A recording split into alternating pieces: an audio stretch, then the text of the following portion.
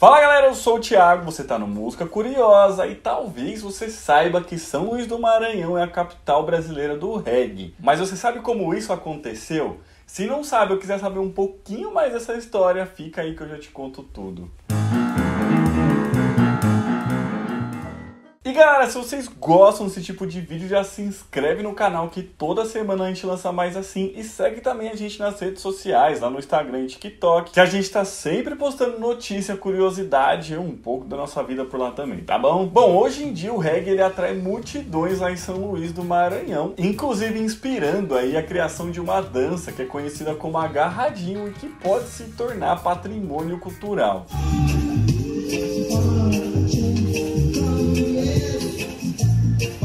Por lá o reggae é muito difundido através de radiolas, por grupos musicais ali ao redor de DJs e até paredes de som que chegam a ter 40 amplificadores. E é justamente por conta dessa relação que São Luís tem com o estilo, que lá nos anos 80 a cidade foi conhecida como a capital brasileira do reggae, ou simplesmente a Jamaica brasileira. E pessoal, para quem não sabe ainda, a gente já contou a história do reggae e tá aqui no card para você ver também, tá bom? Mas indo enfim para a história aí de como isso aconteceu, né? Há várias teorias aí que são difundidas sobre como o reggae chegou até o Maranhão. E uma das mais difundidas é que por conta da proximidade aí dos lugares, né? Lá nos anos 70 chegavam até o Maranhão, ali em São Luís, são das curtas de rádio que vinham lá do Caribe e que traziam ali os ritmos do reggae, assim como o calypso e o zouk que tocava por lá nessa época. Então as ondas de lá chegavam ali até o Maranhão, em São Luís. E segundo a jornalista e antropóloga Carla Freire, que escreveu o livro Onde o Reggae é a Lei, essa teoria aí é reforçada porque tem pessoas ali na faixa de idade de 50 e 60 anos que falam que antigamente ouviam música jamaicana e tocando na rádio sem nem mesmo saber que era reggae. Além disso, também a importação do estilo é atribuída aos marinheiros, comerciantes e até contrabandistas de café lá na época. Isso porque, segundo o historiador Calvin Paurage, era muito comum que as embarcações vindas lá do Caribe aportassem ali no Belém e também em São Luís do Maranhão. Então, assim, além dos produtos que eles traziam de lá, eles também traziam a música lá da região. E quando eles chegavam aqui nas cidades, era muito comum eles frequentarem zonas de prostituição, assim como também os comércios do lugar, e como pagamento eles deixavam ali um disco de reggae. E assim, então, os estabelecimentos tendo os discos, eles tocavam lá, então outras pessoas que estavam frequentando também passavam a ouvir e eventualmente gostar, né? E então, em sua tese, ele fala que essas primeiras trocas aí foram importantes justamente para divulgar o gênero por lá e solidificar aí o gosto das pessoas pelo estilo. E então, o estilo caindo aí na graça popular, lá nos anos 70 já, ele passou a ser tocado ali nas festas que aconteciam. Inicialmente, colocavam o reggae para tocar depois de uma sequência de ritmos mais agitados, como o merengue, o forró, a lambada, justamente para desacelerar o público. E isso, então, cada vez mais acabava divulgando ali o estilo e a galera começou a gostar ainda mais. E como o estilo ele era de um outro país, né, e a importação naquela época não era muito comum, os discos de reggae começaram a ganhar cada vez mais um status de raridade. Então as festas que começaram a tocar somente reggae ali, ou principalmente reggae no final dos anos 70, começaram a ganhar um tom quase de exclusividade, porque certas músicas só tocavam naquela festa, porque só aquele cara tinha aquele disco. E foi justamente nesse contexto aí que foi formada a famosa massa regueira, né, que era uma quantidade enorme de pessoas que curtiam reggae na periferia de São Luís. Mas em muito pouco tempo, o estilo que a princípio dominou ali a periferia da cidade também passou a chegar no centro e a conquistar as pessoas por lá. E a identificação do ritmo com a população de São Luís foi tão grande que rapidamente ela se tornou quase que a principal atração ali de lazer e entretenimento da população.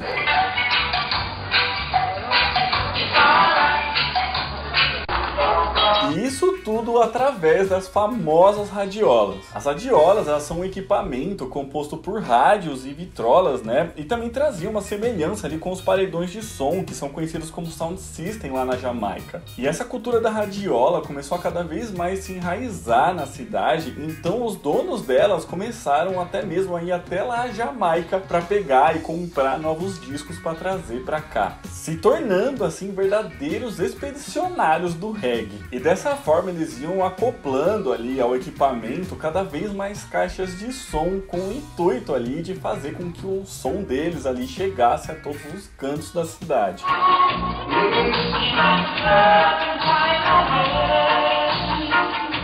Foi assim então que começou a surgir uma disputa entre os proprietários de radiola para ver quem tinha mais e melhores equipamentos ali para tocar o som. Para se ter uma ideia, já nos anos 80 tinha mais de 60 radiolas lá na cidade, disputando ali quem tinha uma raridade, exclusividade maior de música para trazer para os fãs. E algumas dessas aí que surgiram lá na época existem até hoje, são muito famosas, né? Como são os casos da Giga Estrela do Som, Itamaraty e FM Nat Knifeson. E uma coisa que é interessante é que lá na Jamaica nessa época, né, se tinha o hábito ali de raspar dos discos o nome dos cantores e das gravadoras, e esse hábito também foi trazido aqui pro Maranhão. E assim, os donos das radiolas, quando eles traziam então os discos de lá, eles raspavam o selo e ninguém sabia exatamente quem que era para ir lá comprar um igual. Então, de fato, meio que se tornava uma exclusividade daquele proprietário. E vendo todo esse anseio aí da população, né, quando foi nos anos 80 começaram a surgir rádios e programas de televisão exclusivas ali para tocar o estilo do reggae, o que difundiu ainda mais do estilo por lá. Foi no ano de 84 que surgiu o primeiro programa exclusivo de reggae no rádio e depois passou a se difundir também nas TVs locais. Um exemplo deles era o programa Conexão Jamaica, que passava na TV Difusora. O programa Conexão Jamaica de volta ao vivo aqui pela sua TV Difusora. Abraçando a galera e lembrando aí que a radiola com o meia mix. E assim foi meio que inevitável, né, que pouco tempo depois disso toda a população do São Luís já tivesse ouvido o reggae. Tanto que quando chegou nos anos 90 já existiam pela cidade mais de 80 salões e clubes de reggae. Mas assim, né, como eu falei anteriormente, lá nos anos 70 também chegaram outros ritmos caribenhos lá pela cidade. Então é importante a gente saber por que o reggae especificamente fez tanto sucesso. Alguns pesquisadores defendem que o estilo tem uma batida muito parecida com ritmos folclóricos da região, como o bumba meu boi e o tambor de crioula, por exemplo.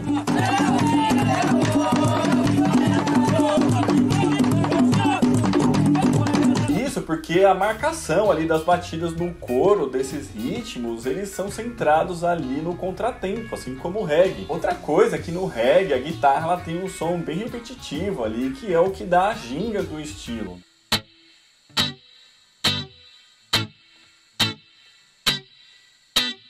Isso se assemelha ali à matraca que é utilizada no tambor de crioula.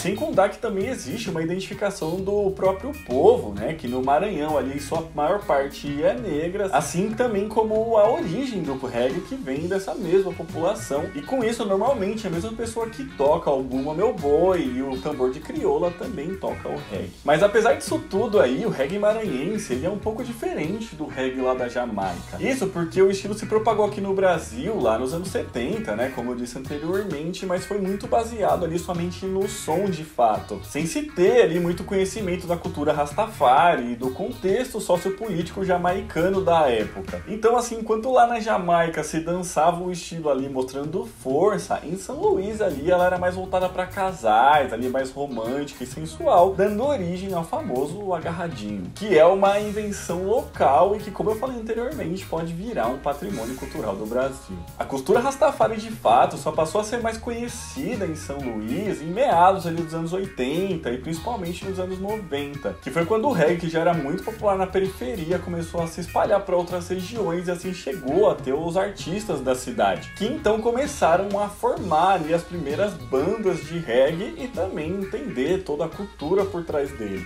Um exemplo disso é a banda Tribo de Já, né, que é uma das mais famosas do estilo aqui no Brasil e foi formada em 1986 lá em São Luís. Ela é bonita no seu jeito normal de ser.